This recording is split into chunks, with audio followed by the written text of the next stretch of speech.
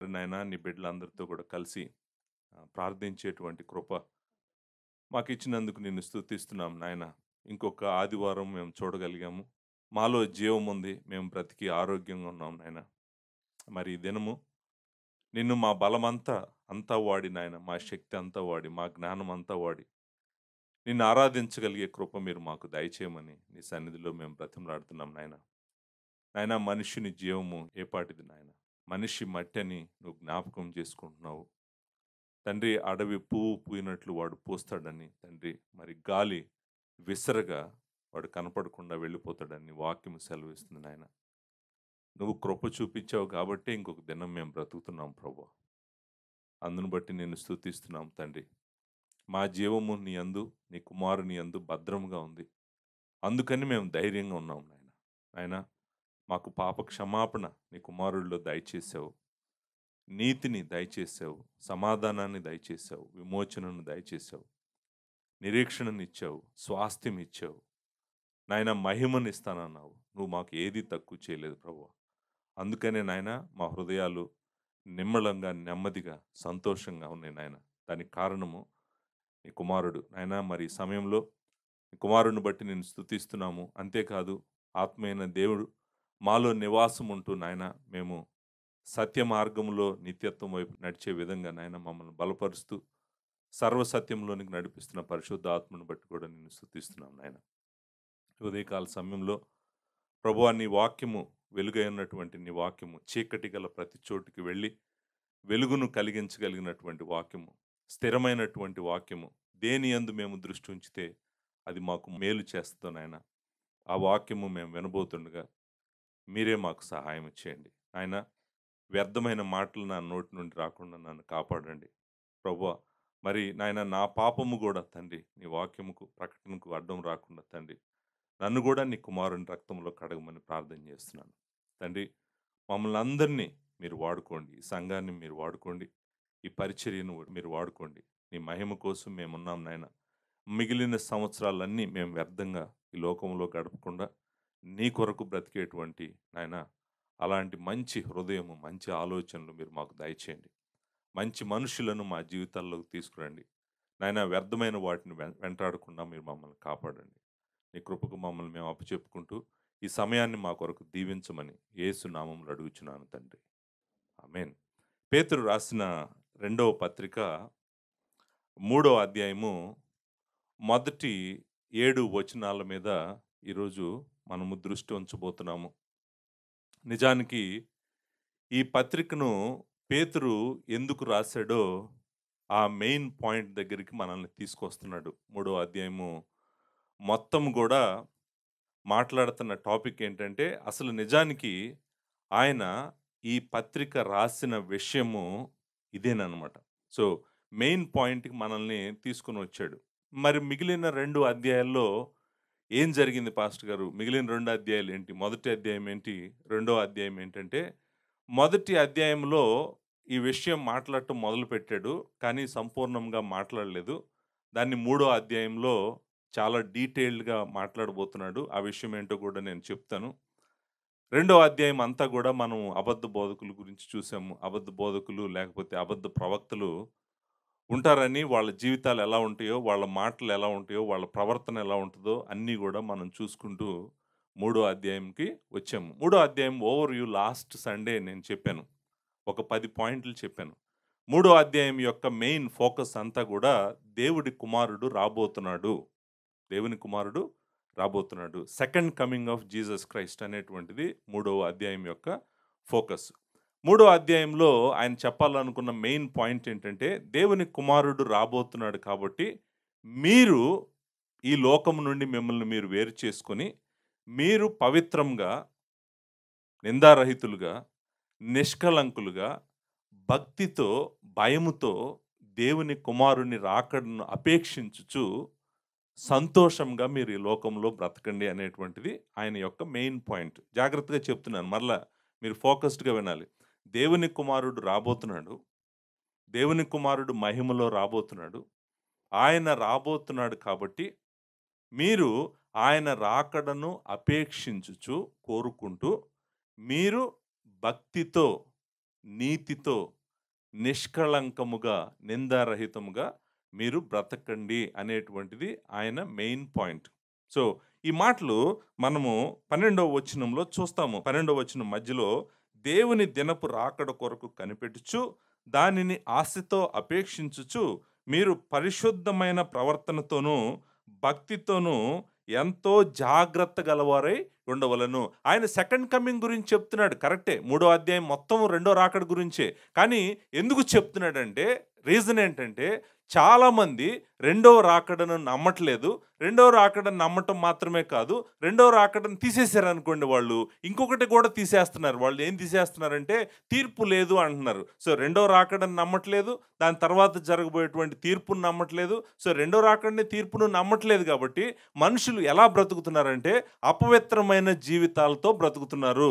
దేవుని కుమారుడు వస్తానని చెప్పాడు, ఆయన రావట్లేదు కాబట్టి ఆయన రాడు. ఈ లోపు మనం ఏం చేయొచ్చు అంటే, మనము ఈ లోకంలో ఈ బురదలో పొరలగలిగినంతసేపు పొర్లుదాము. ఎంత మన శరీరాన్ని సుఖపెట్టుకోవాలంటే అంత సుఖపెట్టుకుందాము. మన కన్నులు కోరినవన్నీ తెచ్చుకుందాము. సో ఏం చేస్తున్నారంటే, రాకడను గనక తీసేసాడు అనుకోండి, మన విశ్వాసంలో నుంచి రాకడ లేదు అనేటువంటి తీసేసామనుకోండి, రాకడ తర్వాత తీర్పు ఉంది కదా. భూమి మీద సమస్తము జరుగుతున్న ప్రతిదానిని దేవుడు తీర్పులోకి తీసుకురాబోతున్నాడు కదా. ఆ తీర్పును కూడా పక్కన పెట్టేస్తున్నారు. సో రాకడను తీర్పును పక్కన పెట్టేసి మనుషులు ఎలా బ్రతుకుతున్నారంటే అపవిత్రమైన జీవితాలతో బ్రతుకుతున్నారు. కాబట్టి పేతురు ఏమంటున్నాడంటే, అపవిత్రమైన జీవితంతో నువ్వు బ్రతికితే నీకు నిత్య రాజ్యంలో ప్రవేశము సమృద్ధిగా కలగదు.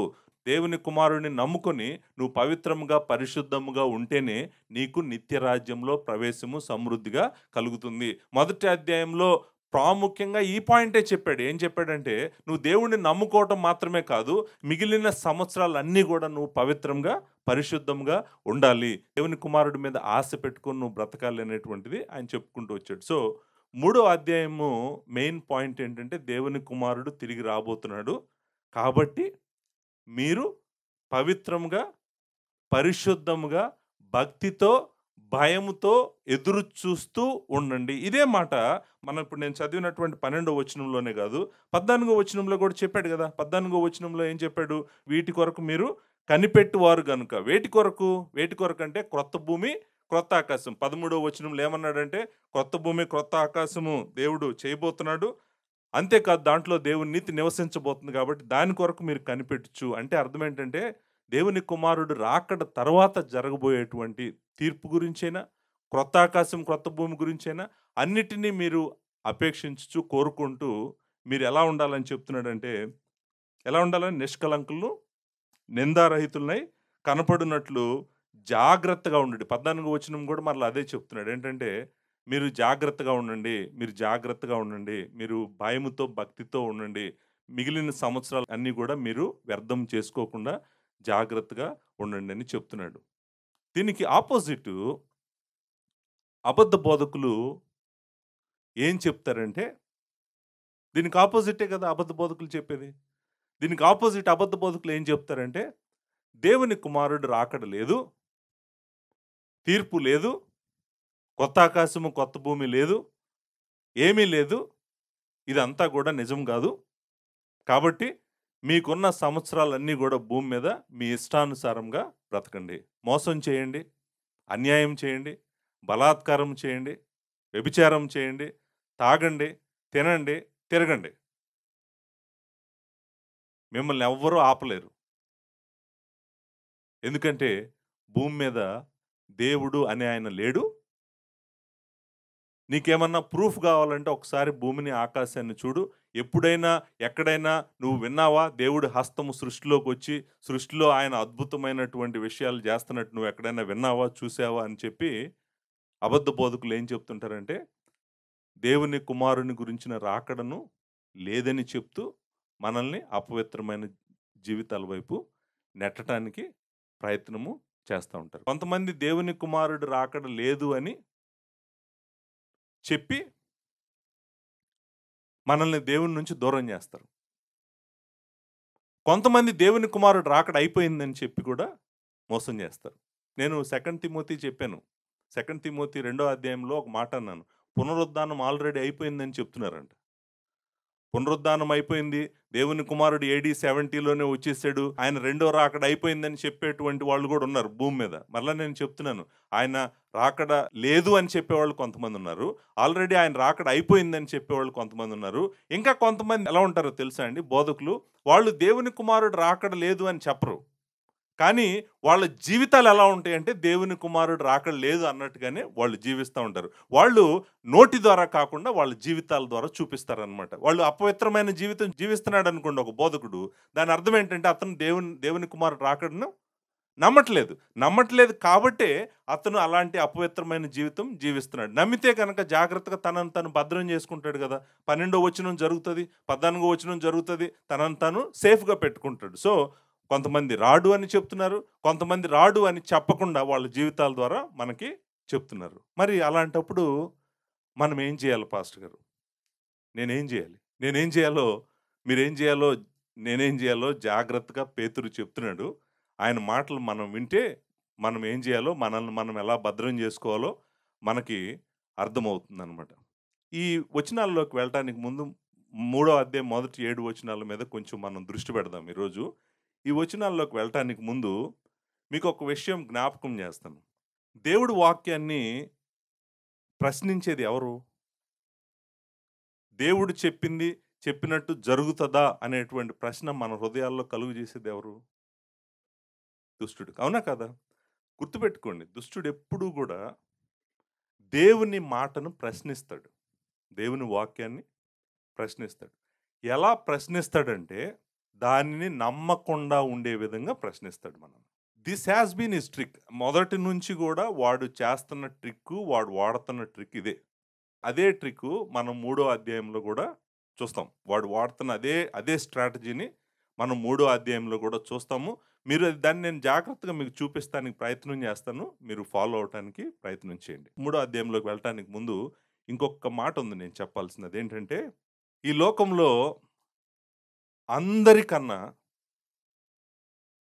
అందరికన్నా బెస్ట్ పర్సను, బెస్ట్ లైఫ్ ఎవరిదంటే, ఎవరైతే దేవుని వాక్యాన్ని పట్టుకొని దేవుని వాక్యం ప్రకారము జీవించాలని ఇష్టపడతారో వాళ్ళది బెస్ట్ లైఫ్.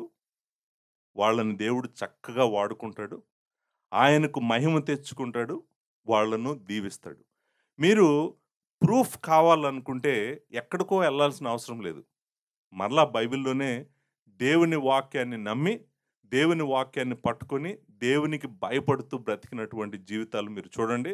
మీరు చూస్తే మీకు అర్థమవుతుంది. అది ఎవరి జీవితమైనా, యోసేపు జీవితమైనా, అబ్రహాము జీవితమైనా, డానియల్ జీవితమైనా, యోబు జీవితమైనా, ఎవరి జీవితమైనా కూడా ద బెస్ట్ లైఫ్ ఏంటంటే దేవుని వాక్యాన్ని పట్టుకొని, దేవుని వాక్యాన్ని చదువుకుంటూ, దేవుని వాక్యాన్ని ధ్యానిస్తూ, ఆయన మాటకు భయపడుతూ, ఆయన చెప్పింది చెప్పినట్టుగా ఆయన చేస్తాడు అని నమ్మి ఆయన వాక్యానికి అప్పగించుకున్నటువంటి జీవితమే శ్రేష్టమైన జీవితం. మంచి జీవితము, శ్రేష్టమైన జీవితము, సంతోషమైన జీవితము, భయము లేని జీవితము, ఆనందమైనటువంటి జీవితము దేవుని వాక్యము పట్టుకొని నడిచేటువంటి జీవితము.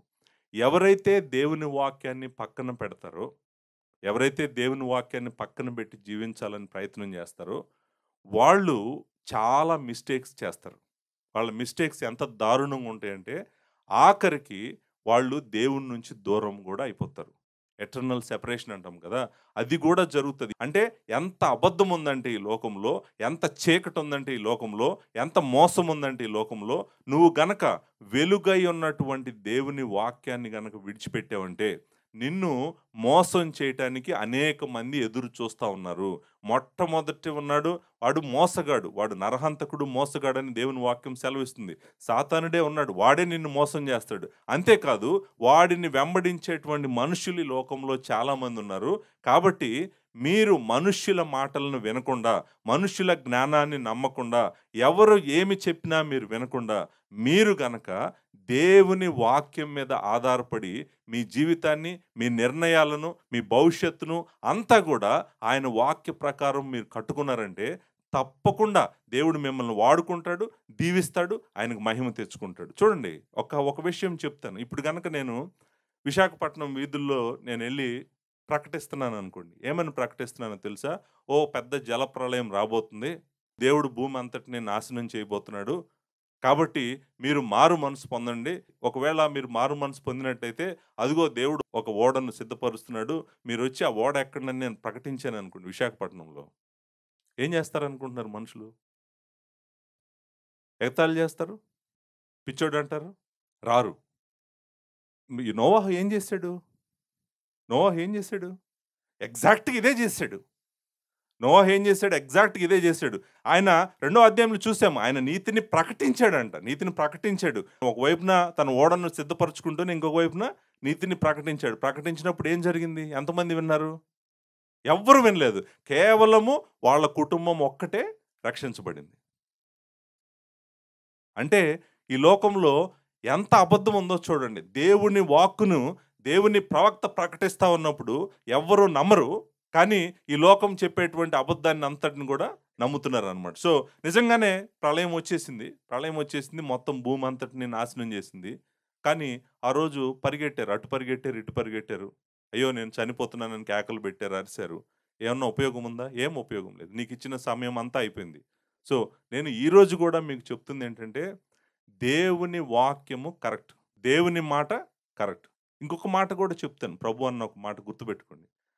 భూమి, ఆకాశము గతించును గాని, నా మాటలు గతించవు. దేవుని కుమారుడు తిరిగి వస్తున్నాడా లేదా? దేవుని కుమారుడు తిరిగి వస్తున్నాడా లేదా? దేవుని కుమారుడు తిరిగి వస్తున్నాడా లేదా? తిరిగి వస్తున్నాడని ఆయన చెప్పాడు. అపోస్తులు చెప్పారు, ప్రవక్తలు చెప్పారు. పాత నిబంధన గ్రంథం అంతా చెప్తుంది, కొత్త నిబంధన గ్రంథం అంతా చెప్తుంది. కొత్త నిబంధనలో ఉన్న 260 అధ్యాయాల్లో మొత్తము దగ్గర దగ్గర అన్ని పుస్తకాలు చెప్తున్నటువంటి ఒకే ఒక సత్యం ఏంటో తెలుసా? దేవుని కుమారుడు తిరిగి రాబోతున్నాడు. దేవుని కుమారుడు తిరిగి రాబోతున్నాడు. 300 సార్లు జీసస్ క్రైస్ట్ యొక్క సెకండ్ కమింగ్ గురించి ప్రవక్తలు, అపోస్తులు చెప్తూనే ఉన్నారు. ఆయన నోటితోనే చెప్పాడు, మనుష్య కుమారుడు వచ్చినప్పుడు ఇలా ఉంటుంది, మనుష్య కుమారుడు ఇలా రాబోతున్నాడని ఆయనే చెప్పాడు. మేఘారూఢుడై మనుష్య కుమారుడు రాబోతున్నాడు అనేటువంటిది ఆయన నోట్లో నుంచి విన్నాము, ప్రవక్తల నోట్లో నుంచి విన్నాము, అపోస్తుల నోట్లో నుంచి విన్నాము. దేవుని వాక్యం అంతా చెప్తున్నటువంటి సత్యము. ఈ సత్యాన్ని మీరు ప్రకటిస్తుంటే లోకం ఏమంటుందంటే నవ్వుతుంది. ఏమనంటే ఆయన వస్తానన్నాడా? వస్తాడా? నిజమా? వచ్చినప్పుడు భూమి, ఆకాశం అంతా కూడా దేవుడు అగ్నితో తీర్పు తీరుస్తాడా? లాస్ట్ టైం వాటర్తో తీర్పు తీర్చాడా? నీళ్లతో ముంచేశాడా? ఈసారి అగ్నితో తీర్పు తీరుస్తాడా? ఏం మాట్లాడుతున్నావు నువ్వు అని ఈ సత్యాన్ని ఈ లోకము తిరస్కరిస్తుంది. మరలా చెప్తున్నాను, ఈరోజు నువ్వు వాక్యం వింటూ కనుక ఇక్కడ కూర్చొని ఉంటే, నిజంగా నువ్వు దేవుడిని నమ్ముకోకుండా ఉంటే కనుక ఈరోజు చెప్తున్నాను, ఇదిగో దేవుని కుమారుడు రాబోతున్నాడు, ఈ లోకమునకు తీర్పు తీర్చబోతున్నాడు. ఈ లోకంలో జరిగిన ప్రతి అన్యాయము, ప్రతి పాపము, ప్రతి చెడుని ఆయన తీర్పులోకి తీసుకురాబోతున్నాడు. దేవుడు ఆయనను న్యాయాధిపతిగా నిర్ణయించాడని దేవుని వాక్యము సెలవిస్తుంది అనమాట. నేను ఈ మాటలన్నీ ఎందుకు చెప్తున్నానంటే, ప్రవక్తలు పాత నిబంధన గ్రంథంలో చెప్పారంట, అపోస్తులు కొత్త నిబంధన గ్రంథంలో చెప్పారంట ఆయన రాకడ గురించి. The entire old testament is expecting the second coming of Jesus Christ. The entire new testament is expecting the second coming of Jesus Christ. ఆ మాటలతోనే 3వ అధ్యాయము మొదలు పెడుతున్నాడు.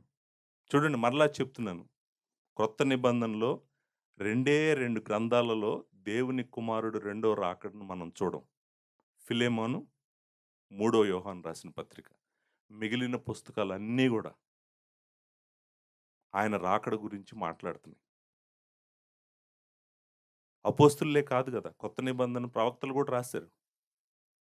లూకా ప్రవక్త, మార్కు ప్రవక్త, దేవుని వాక్యం రాసిన ప్రతి ఒక్క వ్యక్తి ప్రవక్త. అపోస్తులు, ప్రవక్తలు చెప్తున్నటువంటి సత్యం ఏంటంటే దేవుని కుమారుడు తిరిగి రాబోతున్నాడు. ఎంతమంది నమ్ముతున్నారు నిజంగా మీలో దేవుని కుమారుడు తిరిగి రాబోతున్నాడని? ఇది నా మాట కాదు, దేవుని వాక్యము చెప్తున్నటువంటి మాట. ఇక్కడ ఒక మాట అన్నాడు పేతురు, మీకు గుర్తుందో లేదో, మొదటి అధ్యాయం ఈ వాక్యము గురించి ఒక మాట అన్నాడు 19వ వచనంలో, మొదటి అధ్యాయం 19వ వచనంలో, మరియు ఇంతకంటే స్థిరమైన ప్రవచన వాక్యము మనకున్నది. ఆయన అనుభవం చెప్పాడు. ఆయన అనుభవం చెప్పి ఇప్పుడు ఏమంటున్నాడంటే, నా అనుభవం కన్నా మీకు స్థిరమైన దేవుని వాక్యము మీకుంది. తెల్లవారు వేకువ చుక్క మీ హృదయములలో ఉదయించు వరకు ఆ వాక్యము చీకటి గల చోటున వెలుగిచ్చు దీపమై ఉన్నట్టుంది. ఆయన వచ్చేంత వరకంట ఆయన ఉదయమున వస్తాడంట. ఆయన వచ్చినప్పుడు ఉదయిస్తదంట. ఉదయం వచ్చేంత వరకు గూడా ఆ వాక్యం మనకి చీకటిలో వెలుగుగా పనిచేస్తదంట. దాని యందు మీరు లక్ష్యం ఉంచిన ఎడల మీకు మేలు. దేవుని వాక్యం యందు మీరు లక్ష్యం ఉంచిన ఎడల మీకు మేలు అని చెప్పాడనమాట. సో, దేవుని కుమారుని యొక్క రాకడను మీరెవ్వరూ అనుమానించాల్సిన అవసరం లేదు. ఒకవేళ అనుమానించారనుకోండి, మీరే తీర్పులో నిలబడతారు. ఆయన తిరిగి రాబోతా ఉన్నాడు అనేటువంటిది సత్యము. మూడో అధ్యాయంకొద్దాం. మూడో అధ్యాయంకొస్తే మనకి జాగ్రత్తగా మనం ట్రేస్ చేయడానికి ప్రయత్నం చేద్దాము. మొదటి 7 వచనాల్ని ఒక్కొక్క వచనం జాగ్రత్తగా చూడటానికి ప్రయత్నం చేద్దాం. మొదటి 2 వచనాలను నేను చదువుతాను. ప్రియులారా, ఈ రెండవ పత్రిక మీకిప్పుడు వ్రాయుచున్నాను. పరిశుద్ధ ప్రవక్తల చేత పూర్వమందు పలుకుబడిన మాటలను, ప్రభువైన రక్షకుడు మీ అపోస్తుల ద్వారా ఇచ్చిన ఆజ్ఞను మీరు జ్ఞాపకము చేసుకొనవలనని విషయము మీకు జ్ఞాపకము చేసి, నిర్మలమైన మీ మనస్సులను రేపుచున్నాను. చూడండి, ఈ 2 వచనాల్లో మీకు కనపడేటువంటి ప్రాముఖ్యమైన పాయింట్ ఏంటో చెప్పమంటారా? ప్రాముఖ్యమైన పాయింట్ ఏంటంటే, old testament and new testament. Old testament and the new testament. Old testament, new టెస్టమెంట్‌లో ఆయన ఏదైతే చెప్పాడో అవన్నీ మీకు మరలా జ్ఞాపకము చేసి నిర్మలమైన మీ మనసులను నేను రేపుచున్నాను. ఆయన క్రొత్త విషయం ఏమీ ఇక్కడ చెప్పట్లేదు. క్రొత్త విషయం ఏమీ ఆయన ఇక్కడ చెప్పట్లేదు. ఆయన దేని వైపు మన మనసులను తిప్పుతున్నాడంటే, ఇదిగో ప్రవక్తల ద్వారా పలుకబడిన మాటలు, అలాగే ప్రభువు యొక్క అపోస్తుల ద్వారా ఇచ్చినటువంటి ఆజ్ఞ, వాటి వైపు మన మనసులను తిప్పుతా ఉన్నాడు. జాగ్రత్తగా మనం దీన్ని అర్థం చేసుకోవడానికి ప్రయత్నం చేద్దాం. ఒక్కొక్క మాటని నేను వివరించడానికి ప్రయత్నం చేస్తాను. జస్ట్ ఫాలో అవ్వండి. మొట్టమొదట ప్రియులారా అని పిలిచాడు గదండీ! ఏమని పిలిచాడు? ప్రియులారా. ప్రియులారా అనేటువంటి మాట చాలా ఇంపార్టెంట్ మాట. బిలవ్డ్ అంటాం మనం ఇంగ్లీష్‌లో. ఈ ప్రియులారా అనే మాట ఈ అధ్యాయంలో మనకి 4 సార్లు కనిపిస్తది. చాలా సార్లు కనిపిస్తది. అంటే ఆయన ఈ పత్రిక రాస్తూ వాళ్ళతో ఏం చెప్తున్నాడంటే ప్రియులారా అని మాట్లాడుతున్నాడు. ఇప్పుడు ప్రియులారా అని ఒక అపోస్తలుడు రాస్తున్నాడంటే మీరు గుర్తుపెట్టుకోండి. దాని అర్థం ఏంటంటే, మొట్టమొదటిది వాళ్ళు దేవుడి చేత ప్రేమించబడినటువంటి వాళ్ళు. వాళ్ళు దేవుడి దగ్గరికొచ్చారు. తన ప్రియ కుమారుని దగ్గరికొచ్చారాళ్ళు. తన ప్రియ కుమారుడి దగ్గరికొచ్చారు. అంతేకాదు తన ప్రియ కుమారుని యొక్క ప్రేమ యందు వాళ్ళున్నారు. అంతేకాదు తన ప్రియ కుమారుడి ప్రేమను వాళ్ళు చూపిస్తున్నారు. కాబట్టి ఆయన వాళ్ళనేమని పిలుస్తున్నాడంటే, ప్రియులారా అని పిలుస్తున్నాడు. నిజంగా చాలా మంచి మాటిది. మనం ఎవరిని చాలా తక్కువ రేర్‌గా పిలుస్తాం మనుషుల్ని ప్రియులారా అని. దేవుని సంఘంలో ఉన్నటువంటి, దేవుడు పిలుచుకున్నటువంటి, దేవుడు ఏర్పరచుకున్నటువంటి ఆయన బిడ్డలంట దేవుని దృష్టిలో, దేవుని సేవకుల దృష్టిలో గూడా వాళ్ళు ప్రియమైన తన ప్రియకుమారుడి దగ్గరికొచ్చారు గాబట్టి, వాళ్ళని మనము ప్రియులారా అని పిలవాలి. ప్రియులారా అనేటువంటి మాట చాలా మంచి మాట. ప్రియకుమారుడు అనేటువంటి మాటని మనము మొదటి అధ్యాయం 17వ వచనంలో చెబుతాం. 17వ వచనంలో ఈయన నా ప్రియకుమారుడు ఈయన యందు నేను ఆనందించుచున్నాను. సో, ఆయన బిలవ్డ్ సన్. ఎవరికి? తండ్రికి. తండ్రికి కుమారుడెవరు? ప్రియమైన కుమారుడు. సో, ప్రియమైన కుమారుడని తండ్రి చెప్తున్నాడు గదా! అక్కడ అక్కడ తండ్రి మాట్లాడుతున్నటువంటి మాట అన్నమాట. ఇక్కడ అపోస్తలుడు ఏమని పిలుస్తున్నాడంటే, సంఘంలో ఉన్నటువంటి పరిశుద్ధులను మీరు గూడా ప్రియులు. మనము దానికి యోగ్యులమా అంటే, దానికి యోగ్యులం అవ్వటానికి కారణము, మనము దేవుని ప్రియకుమారుని యందు ఉన్నాం గాబట్టే, ఆయన దగ్గరికొచ్చాం గాబట్టే, మనల్ని ఆయన ప్రియులారా అనేటువంటి మాటతో పిలుస్తున్నాడు. పిలుస్తూ ఇప్పుడు చూడండి ఏం చెప్తున్నాడు. ఏం చెప్తున్నాడంటే, ఈ రెండవ పత్రికను మీకిప్పుడు వ్రాయుచున్నాను. ఈ రెండవ పత్రికను నేనిప్పుడు రాయుచున్నాను. సెకండ్ లెటర్ అనేటువంటి మాట. సో, ఈ సెకండ్ లెటర్ ఏంటి అనేటువంటిది చాలా పెద్ద డిస్కషన్ ఉంది. సెకండ్ లెటర్ అంటే ఇదే కదా సెకండ్ లెటర్. సో, క్వెషన్ ఏంటంటే ఫస్ట్ లెటర్ ఏది? మొదటి పత్రిక ఏది? మొదటి పత్రికలో నేను చెప్పిన విధంగా మరలా గూడా ఇక్కడ చెప్పి మీకు జ్ఞాపకం జేసి మీ మనసులను రేపుతున్నాను అన్నాడు గదా! మొదటి పత్రిక ఏది? నేను ఆల్రెడీ ఇంట్రడక్షన్‌లో చెప్పాను. మనము ఆల్రెడీ ఫస్ట్ పీటర్ చూసే కదా సెకండ్ పీటర్‌కొచ్చాము. సో, నేనైతే నమ్మేదేంటంటే ఆయన మాట్లాడుతున్నటువంటి రెండవ పత్రిక ఇదైతే మొదటి పత్రిక, మొదటి పేతురు రాసిన పత్రికనే నేను నమ్ముతున్నాను. సో, అంతకు మించి అక్కడ చదవటానికి, అర్థం చేసుకోవటానికి, ఎక్స్‌ప్లనేషన్ ఇవ్వటానికి ఏమీ లేదు. కొంతమంది ఏం నమ్ముతారంటే, ఓహ్! ఇలాంటి పత్రిక ఇంకొకటి రాసాడు. రెండో పత్రిక లాంటి పత్రిక అబద్ధ బోధకుల గురించి, దేవుని కుమారుడు రాకడ గురించి ఇంకొక పత్రిక రాసాడు. ఆ పత్రిక మిస్ అయిందని కొంతమంది అంటారు. నేనైతే దాన్ని నమ్మట్లేదు. సో, ఆయన రెండో పత్రిక రాస్తున్నానంటే అర్థం ఏంటంటే, మొదటి పత్రిక ఫస్ట్ పీటరే, సెకండ్ పత్రిక రెండో పత్రిక ఏంటి? Second Peter. సెకండ్ పీటర్ గురించే మాట్లాడుతున్నాడు. కాబట్టి ఇది రెండో పత్రికనే నేను నమ్ముతున్నాను. ఇక్కడ చూడండి. ఇక్కడ నుంచి జాగ్రత్తగా మీరు చూడండి. రెండో వచనం నుంచి. పరిశుద్ధ ప్రవక్తల చేత పూర్వమందు పలకబడిన మాటలను. పరిశుద్ధ ప్రవక్తలు అనేటువంటిది చాలా ఇంపార్టెంట్ మాట. పరిశుద్ధ ప్రవక్తలు ఎవరంటే దేవుని లేఖనములను రాసినటువంటి వాళ్ళు పరిశుద్ధ ప్రవక్తలు. అబద్ధ ప్రవక్తలు కాదు వీళ్ళు. అబద్ధ ప్రవక్తలు కాదు, అబద్ధ బోధకులు కాదు. సో, పరిశుద్ధ ప్రవక్తలు ఏమనంటున్నాడంటే పరిశుద్ధ ప్రవక్తల చేత పూర్వమందు పలుకబడిన మాటలు అని అంటున్నాడు. ఇప్పుడు చూడండి, ఇప్పుడు న్యూ టెస్టమెంట్ రాయబడుతుంది. న్యూ టెస్టమెంట్ బుక్కే కదా ఇది. Second Peter new testament book.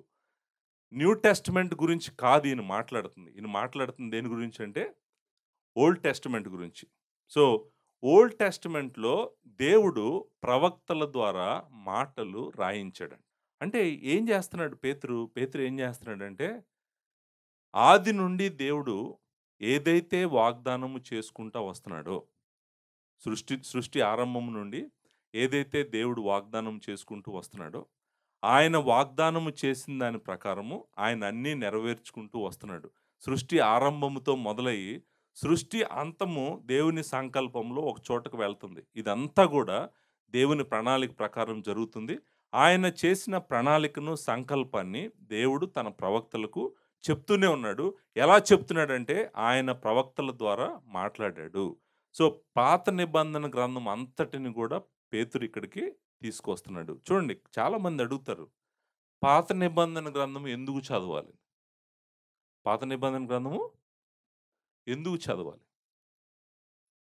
కొత్త నిబంధన గ్రంథం చదివితే చాలదా? కొత్త నిబంధన గ్రంథం చెప్తే చాలదా? అని అడుగుతారు గదా! నేను అడుగుతున్నటువంటి వాళ్ళకి చెప్తున్నాను. పాత నిబంధన గ్రంథం ఎందుకు చదవాలంటే, పాత నిబంధన గ్రంథం అంతా దేవుని వాక్యం కాబట్టి. పాత నిబంధన గ్రంథం అంతా దేవుని వాక్యం కాబట్టి. పాత నిబంధన గ్రంథములో దేవుడు తన సంకల్పాన్ని తెలియజేశాడు కాబట్టి. ఆదికాండము నుండి మీరు మలాకి గ్రంథం వరకు మొత్తము జాగ్రత్తగా చదవాలి. చదివి దాంట్లో దేవుడు చెప్తున్నది మనం అర్థం చేసుకోవాలి. అర్థం చేసుకోవటమే కాదు, దాన్ని మనము నమ్మాలి. నమ్మటం మాత్రమే కాదు, మన జీవితాన్ని దాని ప్రకారము కట్టుకోవటానికి మనము ప్రయత్నము చేయాలి. నేను ఆమోసు గ్రంథం ఎందుకు చెప్తున్నానంటే, మీరు ఆమోసు వినండి. ఆమోసు గ్రంథంలో ప్రభువు దినము రాబోతుందని ఆమోసు చెప్తున్నాడు. ఇక్కడ పేతురు కూడా అదే చెప్తున్నాడు. ప్రభు దినం రాబోతుందనే చెప్తున్నాడు. ఆమోస్ ఏం చెప్తున్నాడో పేతురు అదే చెప్తున్నాడు. యోవేలు ఏం చెప్తున్నాడో పేతురు అదే చెప్తున్నాడు. హబక్కూకు ఏం చెప్తున్నాడో పేతురు అదే చెప్తున్నాడు. హోషేయ ఏం చెప్తున్నాడో పేతురు అదే చెప్తున్నాడు. వీళ్ళందరూ మాట్లాడుతుంది ఒకే ఒక విషయము. అంత్య దినముల యందు నా ఆత్మను మనుష్యులందరి మీద క్రొమ్మరించేదను. పేతురు ఎక్కడి నుంచి తీసుకొచ్చాడు అది? యోవేలు గ్రంథం నుంచి తీసుకొచ్చాడు. మరలా చెప్తున్నాను, పాత నిబంధన గ్రంథంలో దేవుడు వాగ్దానం చేసిన ప్రతి మాట కూడా మనకు తెలియాలని చెప్తూ ఆయన ఏమంటున్నాడంటే, మీరు తెలుసుకోండి. తెలుసుకోవడం వలన మీ మనస్సులు రేపబడతాయి. లేకపోతే పురికొల్పబడతాయి. మీ మనసులు పురికొల్పబడాలి. లేకపోతే ఏం జరుగుతుందంటే, ఈ లోకంలో చీకటి ఉంది. ఈ లోకంలో అబద్ధం ఉంది. మీకు దేవుడి వాక్యం తెలియకపోతే మిమ్మల్ని మోసం చేసేవాళ్ళు చాలామంది ఉన్నారు. కాబట్టి మీరు ఓల్డ్ టెస్టమెంట్ అంతా కూడా జాగ్రత్తగా చదవండి. ఇప్పుడు చాలామంది అడిగే ప్రశ్న ఏంటో తెలుసా? ఇక్కడ పేతురు చెప్తుంది ఓల్డ్ టెస్టమెంట్ అంతా చదవమని చెప్తున్నాడా? అదే అసలు ఆయన ఫోకస్ అదే. ఆయన కాంటెక్స్ట్ సందర్భం అదే. ఇప్పుడు ఇక్కడ ఏమంటున్నాడు? పరిశుద్ధ ప్రవక్తల చేత పూర్వమందు పలుకబడిన మాటలను, ఆ తర్వాత ఏమన్నాడు? ప్రభువైన రక్షకుడు మీ అపోస్తుల ద్వారా ఇచ్చిన ఆజ్ఞను మీరు జ్ఞాపకం చేసుకోవలన విషయం మీకు జ్ఞాపకం చేసి నిర్మలమైన మనసును నేను రేపుతున్నాను. ఇప్పుడు చూడండి, ఇక్కడ ఏమంటారంటే, పేతురు మాట్లాడుతున్నటువంటిది పాత నిబంధన గ్రంథం అంతా చదవాలని కాదు, ఈయన అక్కడ ఏదో చెప్తున్నాడు. మీరు అర్థం చేసుకొని దాన్ని మీరు చదవటానికి ప్రయత్నం చేయండి. దాన్ని మరలా జ్ఞాపకం చేసుకోవడానికి మీరు ప్రయత్నం చేయండని కొంతమంది అంటారు. సో, ఇంతకీ దేని గురించి మాట్లాడుతున్నాడు? ఇంకొక మాట కూడా అన్నాడు కదా! న్యూ టెస్టమెంట్ గురించి కూడా చెప్పాడు. ప్రభు అయిన రక్షకుడు మీ అపోస్తుల ద్వారా ఇచ్చిన ఆజ్ఞను, ఇక్కడ సింగులర్ ఉంది. ఆజ్ఞను అని ఉంది. ఆజ్ఞలు అని లేదు. జాగ్రత్తగా గుర్తుపెట్టుకోండి. పైన ప్రవక్తల ద్వారా ఇచ్చిన మాటలు, పలకబడిన మాటలు. అక్కడ ప్లూరల్ ఉంది. అక్కడేముంది? ప్లూరల్ అంటే ఏంటి? బహువచనం. ఆజ్ఞ అంటే ఏంటి? సింగులర్. అంటే ఏంటి? ఏకవచనం. అక్కడేమో బహువచనంతో ఓల్డ్ టెస్టమెంట్ గురించి మాట్లాడితేమో బహువచనంలో మాటలని మాట్లాడాడు. క్రొత్త నిబంధనకు వచ్చేటప్పటికి అపోస్తుల ద్వారా ఇచ్చినటువంటి, ప్రభు ఇచ్చినటువంటి ఆజ్ఞ. ఆజ్ఞలు అని లేదు. ఆజ్ఞ అనే ఉంది కదా! ఆజ్ఞ అనేటువంటిది. ఇంగ్లీష్‌లో కూడా అలానే ఉంది. ఇంగ్లీష్‌లో కూడా చాలా చక్కగా ఉంది. ఏంటంటే the commandment of the lord అని ఉంటది ఇంగ్లీష్‌లో. The commandments of the lord కాదు. గ్రీక్‌లో కూడా అలానే ఉంది. సో, అంటే ఆయన ఆజ్ఞ. సో, పాత నిబంధన ప్రవక్తలు చెప్పినటువంటి మాటలు, కొత్త నిబంధనలో ఆయన తన అపోస్తుల ద్వారా ఇచ్చినటువంటి ఆజ్ఞను మీరు జ్ఞాపకం చేసుకోవాలని నేను మీకు జ్ఞాపకం చేస్తూ మిమ్మల్ని రేపుతున్నాను అంటున్నాడు కదా! సో, ఇంతకీ ఏంటి ఈయన మాట్లాడుతుంది? ఓల్డ్ టెస్టమెంట్ అంతా చదవమంటున్నాడా? న్యూ టెస్టమెంట్ అంతా చదవమంటున్నాడా? ఓల్డ్ టెస్టమెంట్‌లోనేమో ప్లూరల్‌తో మాట్లాడాడు. న్యూ టెస్టమెంట్‌లోనేమో సింగులర్‌లో మాట్లాడాడు. అసలు దీన్ని ఎలా అర్థం చేసుకోవాలి? దీన్ని అర్థం చేసుకోవడానికి చాలా సింపుల్. ఎప్పుడు కూడా మనం వచనాలని సందర్భాన్ని వదిలిపెట్టి చదవకూడదు. కాంటెక్స్ట్‌ని వదిలిపెట్టి చదవకూడదు. బైబిల్ చదివేటప్పుడు మనము ఫాలో అవ్వాల్సిన ఒక రూల్ ఏంటంటే సందర్భం. ఏంటి సందర్భం? ఏ సందర్భంలో ఈ మాటలు చెప్పాడు అనేటువంటిది ప్రాముఖ్యమైనటువంటి విషయం. సో, ఇక్కడ సందర్భం ఏంటో చెప్పమంటారా? సందర్భం ఏంటంటే second coming of Jesus Christ. ఆయన యొక్క రెండవ రాకడ. రెండవ రాకడ గురించి మాట్లాడుతున్నాడు. రెండవ రాకడ గురించి ఇంకొకటి కూడా ఉంది. తీర్పు గురించి కూడా మాట్లాడుతున్నాడు. ఇంకొకటి కూడా ఉంది. క్రొత్త ఆకాశము, క్రొత్త భూమి గురించి కూడా మాట్లాడుతున్నాడు. చూడండి, ఇక్కడ సందర్భం ఏం చెప్తుందంటే, మూడో అధ్యాయం యొక్క సందర్భము, ఇదిగో యెహోవా దేవుడే రాబోతా ఉన్నాడు. ఆయన రావటం మాత్రమే కాదు, ఆయన వచ్చినప్పుడు భక్తిహీనులకు నిర్మూలము జరుగుతది. తీర్పు జరుగుతది. భూమిని, ఆకాశాన్ని కూడా దేవుడు తీర్పు తీర్చబోతున్నాడు. అంతేకాదు, ఈ భూమి, ఆకాశాన్ని తీసేసి క్రొత్త భూమి, క్రొత్త ఆకాశము ఆయన చేయబోతున్నాడు. సో, మూడో అధ్యాయం కాంటెక్స్ట్ ఏంటంటే, అంతా కూడా ఎస్కటాలజీ అంటాం మనం. ఎస్కటాలజీ అంటే అర్థం ఏంటంటే, రాబోతున్నటువంటి విషయాల గురించి మాట్లాడుతా ఉంది కాబట్టి ఈ అధ్యాయము.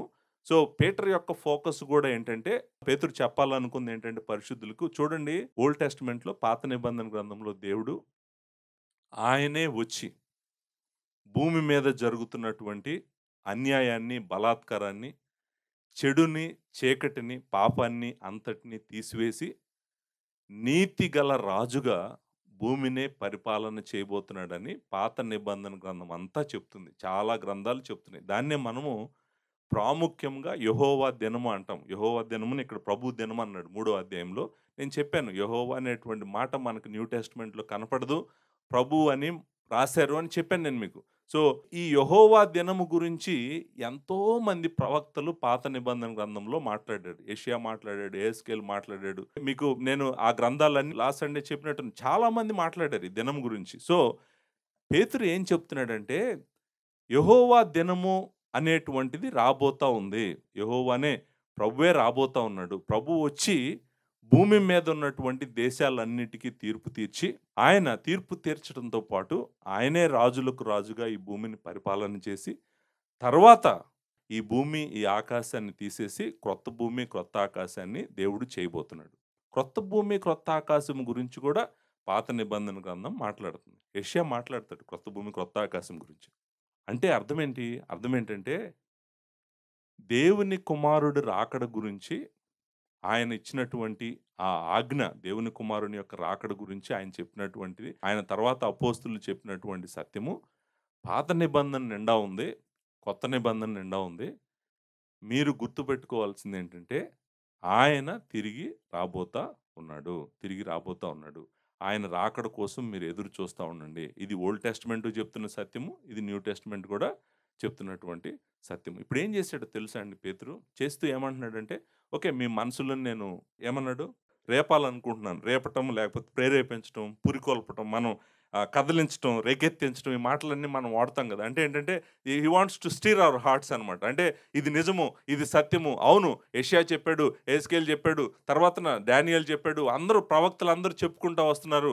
ఇది సత్యము, ఇది జరగబోతుంది అనేటువంటిది నువ్వు చూస్తే, నీ కన్నులతో చూస్తే దేవుని వాక్యం అంతా గూడా నీకు అర్థమవుతది కాబట్టి నువ్వు నమ్ముతావు. అలాగే కొత్త నిబంధన అంతా గూడా దేవుని కుమారుడు రాకడ గురించి మాట్లాడుతుంది. నేను చెప్పాను ఇందాక. దేవుని కుమారుడు రాకడ గురించి 260 అధ్యాయాల్లో ఆల్మోస్ట్ 300 సార్లు ఉంది. దేవుని కుమారుడు తిరిగి రాబోతున్నాడు అనేటువంటి సత్యము. తీర్పు ఉందనేటువంటి సత్యము. సో, ఈ విషయాలు దేవుని వాక్యం అంతా చెప్తుంది గాబట్టి, మీరు నమ్మాలి దీన్ని. నమ్మటమే కాదు, దాని ప్రకారము మీరు జీవించటానికి ప్రయత్నము చేయాలి. దేవుని కుమారుడు రాబోతున్నాడనేది సత్యము. దాని ప్రకారం మీరు జీవించటానికి ప్రయత్నము చేయాలి. అందుకే ఆయనేమంటున్నాడంటే, మీ హార్ట్స్‌ని నేను రేపుతున్నాను అంటున్నాడు. మొదటి పేతురు రాసిన పత్రిక ఒకసారి వెళ్దాం.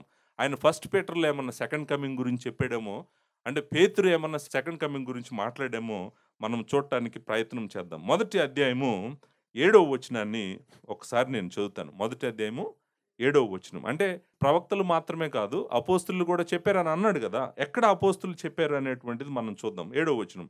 నశించిపోవు సువర్ణము అగ్ని పరీక్ష వలన శుద్ధపరచబడుచున్నది గదా! దానికంటే అమూల్యమైన మీ విశ్వాసము ఈ శోధనల చేత పరీక్షకు నిలిచినదై యేసుక్రీస్తు ప్రత్యక్షమైనప్పుడు మీకు మెప్పును, మహిమయు, ఘనతయు కలుగుటకు కారణమగును.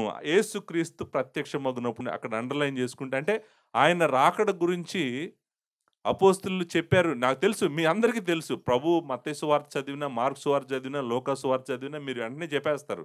కానీ నేను అపోస్తలులు గూడా ఎలా చెప్పారో, ఏం చెప్పారో మీకు చూపించడానికి ప్రయత్నం చేస్తున్నాను. మొదటి అధ్యాయము 13వ వచనం చదవండి. 13వ వచనం ఒకసారి చూద్దాం. కాబట్టి మీ మనస్సు అను నడుము కట్టుకుని నిబ్బరమైన బుద్ధి కలవారై యేసుక్రీస్తు ప్రత్యక్షమైనప్పుడు మీకు తేబడు కృప విషయమై సంపూర్ణ నిరీక్షణ కలిగి ఉండుడి. చూడండి, ఇక్కడ కూడా చక్కగా యేసుక్రీస్తు ప్రత్యక్షమైనప్పుడు అంటే నిజంగా ఏమని చెప్తున్నాడంటే, మీ నిరీక్షణ ఆయనే. ఆయన రాబోతున్నాడు. ఆయన రాబోతున్నాడు కాబట్టి, మీరు ఆయన వచ్చినప్పుడు ప్రత్యేకమైన కృప మీకు అనుగ్రహించబడతది కాబట్టి, మీరు ఆయన మీద మనసు పెట్టుకొని నిరీక్షిస్తా, మీరు మీ మనసులను సిద్ధపరచుకోండి అని చెప్తున్నాడు. మొదటి అధ్యాయం 13వ వచనం ఎక్స్‌పోజిషన్ మీరు కావాలంటే ఫస్ట్ పీటర్‌కెళ్ళి మీరు వింటే మీకు తెలుస్తుందనమాట. సో, ఇక్కడ 2 సార్లు ఆల్రెడీ మనము చూసాం. 4గో అధ్యాయము 13వ వచనం ఒకసారి చదువుదాం. క్రీస్తు మహిమ బయలుపరచబడినప్పుడు మీరు మహా ఆనందముతో సంతోషించు నిమిత్తము, ఇక్కడ జాగ్రత్తగా క్రీస్తు మహిమలో బయలుపరచబడినప్పుడు, లేకపోతే క్రీస్తు మహిమ బయలుపరచబడినప్పుడు, ఇది మనము ఆయన రాకడలో చూస్తామన్నమాట. ఆయన మహిమ మనకు బయలుపరచబడతది. ఆయనను మనము చూస్తాము అనేటువంటిది గూడా మనం చెప్తున్నాడు. అంటే మీరు ఇటువంటి మహాశ్రమల్లో నుంచి మీరు ఎళ్తున్నారు. మీరేం భయపడకండి. ఎందుకంటే క్రీస్తు మహిమలో బయలుపరచబడబోతున్నాడు. సో, అది బయలుపరచబడినప్పుడు మీరు మహానందంతో సంతోషించు నిమిత్తం అనే మాట రాశాడు. 5వ అధ్యాయం 3వ వచనం. మీకు అప్పగించబడిన వారిపైన ప్రభువులైనట్టు ఉండక మందకు మాదిరిగా ఉండుడి. ప్రధాన కాపరి ప్రధాన కాపరి ప్రత్యక్షమైనప్పుడు మీరు వాడబారని మహిమ కిరీటము పొందుదురు. సో, పెద్దలతో మాట్లాడుతున్నాడు ఇక్కడ. పెద్దలతో ఏమంటున్నాడంటే, ఇదిగో ప్రధాన కాపరి ఉన్నాడు ఆయన. మీరు ఆయన కింద అండర్ షెపర్డ్స్ మీరు. ఆయనొచ్చినప్పుడు, ఆయన ప్రత్యక్షమైనప్పుడు మీకు వాడబారని మహిమ కిరీటము దేవుడు అనుగ్రహిస్తాడు. చూడండి, నేను అపోస్తుల్లో గూడా ఒకే ఒక అపోస్తులుడు, ఒకే ఒక గ్రంథంలో సెకండ్ కమింగ్ గురించి ఎన్ని సార్లు చెప్పాడో నేను మీకు చూపించాను. అలా నేను యోహాను వరుసన మొదలుపెట్టి పౌలు అన్ని గ్రంథాల్లో నుంచి నేను చెప్పాను గదా! 27 గ్రంథాల్లో 25 గ్రంథాలు ఆయన సెకండ్ కమింగ్ గురించి మాట్లాడుతున్నాయి. అంటే ఎంతుందో చూడండి. ఆయన రాబోతున్నాడు అనేటువంటిది. మరి ఆయన రాబోతున్నాడు అనేటువంటి సత్యం మనకు తెలిసిందనుకోండి, అది నిజమని మనకు తెలిసిందనుకోండి, మనం ఏం చేయాలి? సిద్ధపడాలి గదా! సిద్ధపడాలా? సిద్ధపడరా? సిద్ధపడుతున్నామా మనం? సిద్ధపడుతున్నారా? మీరు సిద్ధపడుతున్నారా ఆయన రాకడ కోసం? ఈ సత్యము నమ్మకపోతేనే నువ్వు సిద్ధపడవు. ఈ సత్యాన్ని నువ్వు నమ్మావనుకో, నేను యోవేలు చెప్పినప్పుడు చెప్పాను. ఒకసారి యోవేలు చూద్దాం. మేబీ అంటే మీకు ఓల్డ్ టెస్టమెంట్ ప్రాఫిట్స్ ఆయన రాకడ గురించి ఎంత చెప్పారు అనేటువంటి క్వెషను మీకు రావటానికి అవకాశం ఉంది కాబట్టి, ఐడియా కోసం నేను యోవేలు కూడా చదువుతాను. యోవేలు గ్రంథము 3 అధ్యాయం మొదటి వచనం. 2:28-32 ఇదే కదా అపోస్తుల కార్యాల గ్రంథం 2 అధ్యాయంలో పేతురు కోట్ చేస్తాడు కదా! సో, అంత్య దినములందు నా ఆత్మను కృమ్మరించెదను అనేటువంటి మాటలు ఎక్కడి నుంచో వచ్చినాయి. యోవేలు 2:28-32 వరకు వచ్చినాయి. నేను అది కూడా చెప్పాను. యోవేలు మాట్లాడుతున్న దాంట్లో 12 విషయాలున్నాయి. పెంతెకోస్తు దినాన 2 జరిగినాయి. ఇంకా 10 జరగాల్సినవి ఉన్నాయని కూడా చూపించాను నేను. మీరు ఒకసారి వీడియోలోకెళ్తే మీకు స్పష్టంగా అంతా కూడా అర్థమవుతదనమాట. అవుతూ ఇక్కడ ఒక మాట అన్నాడు 3వ వచనంలో. ఆ దినములలో అనగా యూదా వారిని యెరూషలేము కాపురస్తులను నేను చెరలో నుండి రప్పించు కాలమున అన్యజనులందరినీ సమకూర్చి, అన్యజనులందరినీ ఆ వెనకాల అన్యజనులు అనే మాట ఉంది కదండీ! ఆ వెనకాల ఉన్న మాట ఏంటో తెలుసా? All nations. All nations. English translation చదివినా, హీబ్రూ చదివినా గూడా మీకు అర్థమయ్యేది ఏంటంటే, అన్ని జనులందరిని కాదు, భూమి మీదనున్న అన్ని దేశాలను అక్కడ పోగు చేస్తానన్నాడు. ఎక్కడికి పోగు చేస్తానన్నాడు? యెహోషాపాతు లోయ. అసలు పోగు చేయటం ఏంటి? అన్ని దేశాలను ఒక చోటకు పోగు చేయటం ఏంటి? ఎప్పుడు పోగు చేస్తాడు అన్ని దేశాలని? ఎప్పుడు జరగబోతుంది ఇది? యెహోషాపాతు లోయకి తోడుకొని పోయి, వారు ఆయా దేశంలోనికి నా స్వాస్థ్యముగా ఇశ్రాయేలీయులను చెదరగొట్టి, నా దేశమును తాము పంచుకొనుటను బట్టి, నా జనుల పక్షమున అక్కడ నేను అన్ని జనులతో వ్యాజ్యమాడుదును. సో, ఈయన ఫోకస్ అంతా ఏమంటున్నాడంటే, నేను గ్యాదర్ చేస్తాను. యెహోషాపాతు లోయకి గ్యాదర్ చేస్తానన్నాడు. గ్యాదర్ చేస్తానని 3వ అధ్యాయము 14 వచనంలో మనం ఈ మాట చూద్దాం. యెహోవాపాతు లోయ గురించి 12లో కూడా చూద్దాం. నలుదిక్కులనున్న అన్ని జనులకు తీర్పు తీర్చుటకై 12వ వచనం. నేను యెహోషాపాతు లోయలో ఆసీనుడనగుదును. ఎలా యెహోషాపాతు లోయలో ఎలా ఆసీనుడవుతాడు ఆయన? రాకుండా. ఆయన రావాలి గదా! ఆయన వచ్చి యెహోషాపాతులో ఆసీనుడు అవ్వాలి. ఆసీనుడైనప్పుడు భూమి మీదనున్న అన్ని దేశాలను అక్కడికి పోగు చేయాలి. పోగు చేయాలి గదా! పోగు చేయాలా లేదా? పోగు చేయాలి. పోగు చేసిన తర్వాత ఏం జరుగుతదంట? చూడండి. 12వ వచనం అయిపోయింది గదా! పైరు ముదిరినది కొడవలు బెట్టి కోయుడి. గానుగ నిండి ఉన్నది తొట్లు పొర్లి పారుచున్నవి. జనుల దోషము అత్యధికమాయెను. మీరు దిగి రండి. తీర్పు తీర్చు లోయలో రావలసిన యెహోవా దినము వచ్చే ఉన్నది. తీర్పుకై జనులు గుంపులు గుంపులుగా కూడి ఉన్నారు. సూర్య చంద్రులు తేజోహీనులైరి, నక్షత్రములు కాంతి తప్పిపోయిను. యెహోవా సియోనులో నుండి గర్జించుచున్నాడు. యెరూషలేములో నుండి తన స్వరము వినబడ జేయుచున్నాడు. చూడండి ఇదంతా ఇప్పుడు నేను చదువుతున్నంతా కూడా జరగలేదు. ఇదంతా కూడా ప్రవక్తలు ఆయన రాకడ గురించి, ఆయన రాకడలో జరగబోయే దాని గురించి ప్రవచించారు. నేను అందుకే చెప్తున్నాను ఓల్డ్ టెస్టమెంట్ చదవమని. చర్చికి ఓల్డ్ టెస్టమెంట్ తెలియదు. చర్చికి ఓల్డ్ టెస్టమెంట్ తెలీదు. మరలా చెప్తున్నాను. చర్చికి ఏం తెలీదు? ఓల్డ్ టెస్టమెంట్ తెలీదు. కాబట్టే మనకసలు ఏం జరుగుతుందో, ఏం జరగబోతుందో ఐడియానే లేదు చర్చికి అసలు. అది ప్రాబ్లం. నేను చెప్తున్నాను. ప్రతి వచనం చెప్తున్నాను. వచనం తర్వాత వచనం చెప్తున్నాను. పుస్తకం తర్వాత పుస్తకం చెప్తున్నాను. మనం ఏం చేయాలో తెలుసా? నా బాధ ఇక్కడ కూర్చున్న వాళ్ళు వింటున్నారు కరెక్టే. కానీ మిగిలిన వాళ్ళకి ఎవ్వరికీ కూడా అసలు ఓల్డ్ టెస్టమెంట్ చదవాలన్న ఆశ కూడా లేదనమాట. సో, ఇప్పుడు నేను చూడండి న్యూ టెస్టమెంట్‌లో ఉన్నటువంటి అపోస్తులు రాకడ గురించి ఏం చెప్పారో చెప్పాను. నేను జస్ట్ ఒకే ఒక్క యోవేలు గ్రంథం ఒక్కటే చదివాను. నేనింకా డానియేల్ చదవలేదు. నేనింకా ఓబద్య చదవలేదు. ఆమోస్ చదవలేదు. అన్ని గ్రంథాలు కూడా యెహోవా దినము గురించి మాట్లాడుతున్నాయి. ఆయన వస్తాడంట. వచ్చి యెరూషలేములో సియోనులో ఆయన ఆసీనుడవుతాడు. భూమి మీదనున్న అన్ని దేశాలను ఆయన పిలుస్తాడంట. పిలవటమే కాదు, భూమి మీద ఆకాశంలో సూర్య చంద్రుల్లో మార్పులు జరుగుతాయి. ఇవన్నీ జరగాలి. ఇవన్నీ జరగలేదు. ఇవన్నీ పెంతెకోస్తు దినాన జరగలేదు. పెంతెకోస్తు దినాన ఏం జరిగినాయో మనకు అపోస్తుల కార్యాల గ్రంథం 2వ అధ్యాయం చదివితే తెలుస్తుంది. సో, ఇక్కడ పేతురు ఏమని చెప్తున్నాడంటే, ఓల్డ్ టెస్టమెంట్ ప్రాఫిట్స్ కూడా దేవుని కుమారుడు రాకడ గురించి, యెహోవా దినం గురించి, తీర్పు గురించి. ఆయన ఇప్పుడు తీర్పు ఉందా లేదా అక్కడ యోవేలు గ్రంథంలో? తీర్పు ఉంది కదా! తీర్పు గురించి. సో, దేవుని కుమారుడు రాకడ గురించి, భూమి మీద ఉన్న సకల జనులను ఆయన పోగు చేయడం గురించి, తీర్పు గురించి, ఆకాశం గురించి, సూర్యుడి గురించి, చంద్రుడి గురించి ఇంకా అన్నీ ఉన్నాయన్నమాట. అన్నీ ఉన్నాయని పేతురు కూడా చెప్తున్నాడు. ఓల్డ్ టెస్టమెంట్ ప్రాఫిట్స్ అదే చెప్పారు. తర్వాత అపోస్తులమైనటువంటి మేము కూడా అదే చెప్తున్నాము. దేవుని కుమారుడు రాబోతా ఉన్నాడు అనేటువంటి సత్యము మీరు తెలుసుకొని మీ మనసులను మీరే రేపుకోండి. నేను రేపుతున్నాను. నేను రేపాలనుకుంటున్నాను. మీకు ఇవన్నీ జ్ఞాపకం చేసి నేను రేపాలనుకుంటున్నాను. మీ మనసులను మీరు రేపుకోండి. ఎందుకంటే లోకం ఏం చెప్తుందంటే, ఆయన రాడు, జనులను పోగు చేయడు, అంతేకాదు తీర్పు తీర్చడు, క్రొత్త ఆకాశం లేదు, క్రొత్త భూమి లేదు, ఏమీ లేదు. మీరు తినండి, తాగండి, సుఖించండి. అది లోకం చెప్తుంది. దేవుడేం చెప్తున్నాడంటే, వాళ్ళ మాటలు నువ్వు నమ్మకు. ఆయన రాబోతున్నాడు. ఇది సత్యము. కావాలంటే నువ్వు ఓల్డ్ టెస్టమెంట్‌కెళ్ళి చూసుకో. కావాలంటే నువ్వు న్యూ టెస్టమెంట్‌కొచ్చి చూసుకో. ప్రతి చోట ఆయన చెప్తున్నటువంటి సత్యమేది, ఆయన రాబోతా ఉన్నాడనేటువంటిది దేవుని వాక్యము చెప్తుంది. చూడండి, ఈ మాటలు ఆల్రెడీ పేతురు ఇంతకుముందు మొదటి అధ్యాయంలోనే చెప్పాడు. మొదటి అధ్యాయం 12వ వచనం చదవండి. 12వ వచనంలో ఏమన్నాడు?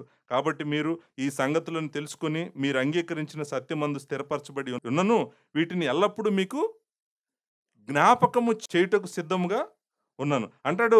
మీకు ఇవన్నీ తెలుసు, అయినా కూడా నేను మీకు జ్ఞాపకం చేస్తున్నాను అంటాడు. 13, 14 వచనాల్లో నేను ఈ గుడారంలో ఉన్నంతకాలం ఈ సంగతులను మీకు జ్ఞాపకం చేస్తాను అంటున్నాడు. అంతేకాదు 15వ వచనంలో నిత్యము వీటిని జ్ఞాపకం చేసుకున్నట్లు అని అంటున్నాడు. అంటే ఏమంటున్నాడు ఆయన? ఆయన ఏమంటున్నాడంటే, మీకు తెలిసిన సత్యాన్నే, మీరు చదివిన సత్యాన్నే, మీరు విన్న సత్యాన్నే నేను మరలా మరలా మీకు జ్ఞాపకం చేస్తాను. ఎందుకంటే మీకు జ్ఞాపకమే చేయాలి. జ్ఞాపకం చేయకపోతే మీరు అబద్ధాన్ని నమ్ముతారు.